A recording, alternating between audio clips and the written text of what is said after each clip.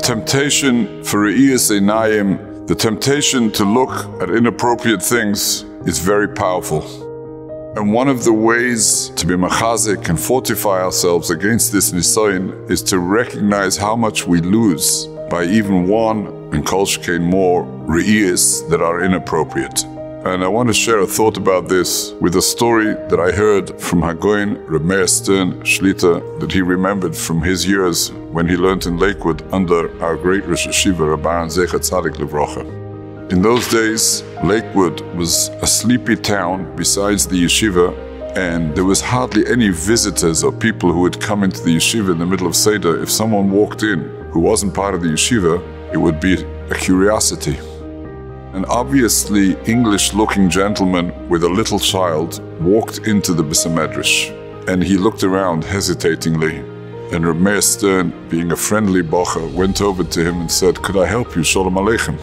And the man said, "I've come from England for a chasna to New York, and I've come with my son. I would like to see the Rosh Hashiva, Reb Aaron." And Reb Meir said to him, "I feel so bad because today the Rosh Hashiva is saying his shir, and on a morning before the Rosh Hashiva says a shir, he cannot be disturbed for anything. He doesn't have any time to talk to you. I feel so bad that you came specially to talk to him." The man almost recoiled in shock, and he said, "Talk to him? I'm not worthy of talking to him. I have nothing to talk to him about. All I want is the privilege of seeing him. Is there any way that I could look at him and my child could have the zchus of seeing this great Odem Godel Ba'anokim?" Reb Meir with a smile said, "That I can help you with." The door to the office of the Rosh Hashiva had a glass pane that you could look through. And he said to this gentleman from England, "You could look, you can talk. The Rosh Hashiva will not notice you whatsoever when he's immersed in learning. Nothing can disturb him." The man was very excited. He went, he looked through, and every few seconds he'd say to the child, "Look, look, look at Reb Aaron. Look at this great Godel. Let your eyes take in and absorb the Kedusha of watching Reb Aaron sitting and being eyesight b'Torah."